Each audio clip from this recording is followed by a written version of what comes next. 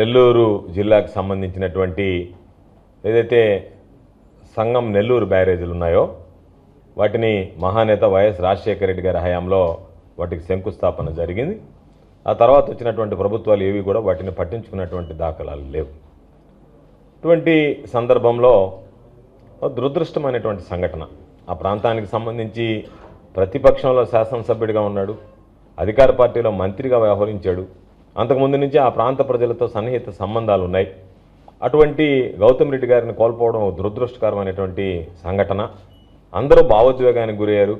సాక్షాత్తు ముఖ్యమంత్రి గారు నెల్లూరు జిల్లాకి 2 సార్లు రావడం, దాంతోపాటు 3వసారి బ్యారేజ్ ఓపెనింగ్కి రావడం, ఆయన కూడా ఇవన్నీ చూసిన తర్వాత ఏ వ్యక్తి అయితే జనాలలో మమేకమయ్యాడో, మనం దురదృష్టవశాత్తు కోల్పోయామో, శాశ్వతంగా అటువంటి వ్యక్తి పేరు ఉండాలనేటువంటి ఆలోచనతో ప్రధానంగా ఆయన ప్రాతినిధ్యం వహిస్తున్నటువంటి ఆత్మకూరు నియోజకవర్గంలో ఉన్నటువంటి ఆ బ్యారేజీకి, సంగం బ్యారేజీకి మేకపాటి గౌతమ్ రెడ్డి బ్యారేజ్ అని పెట్టడం జరిగింది.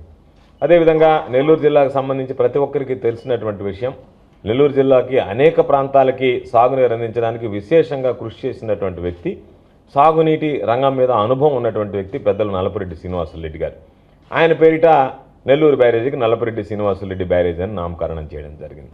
ఈ 2 పెట్టినందువల్ల చంద్రబాబు నాయుడుకు వచ్చినటువంటి నష్టం ఏందో తెలియదు, కానీ వచ్చిన వెంటనే ఆలస్యం చేయకుండా హుటాహుటిన ఆ పేర్లు మిగతా అన్నిటితో కలిపి ఈ పేర్లన్నింటిని కూడా తొలగించడం జరిగింది.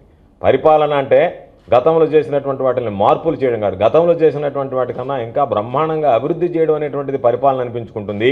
ఇంకా రైతాంగానికి సంబంధించి చేయూతనివ్వడం, ఇంకా అటువంటి రైతులకు సంబంధించి పనిచేసినటువంటి వ్యక్తులు ఎవరన్నా ఉంటే వాళ్ళ పేరుతో మిగిలిపోయినటువంటి ఏదన్నా ఉంటే వాటికి కూడా నామకరణం చేయడం అనేటువంటిది మంచి సాంప్రదాయంగా ఉంటుంది తప్ప, ఏదో నేను వచ్చాను కాబట్టి నా మార్కు పరిపాలన అంటే పేర్లు మార్చడమే, పేర్లు మార్పుతోనే నా పరిపాలన ప్రారంభం చేస్తాను, గతంలో ఉన్నటువంటి పరిపాలనకి భిన్నంగా ఉండాలంటే వాళ్ళు పెట్టినటువంటి పేర్లు ఉండకూడదు. అటువంటి ఒక భిన్నమైనటువంటి సాంప్రదాయాలతో ఈరోజు చంద్రబాబు నాయుడు గారు వ్యవహరిస్తున్నారు. కాబట్టి ఇది మంచి పద్ధతి కాదు.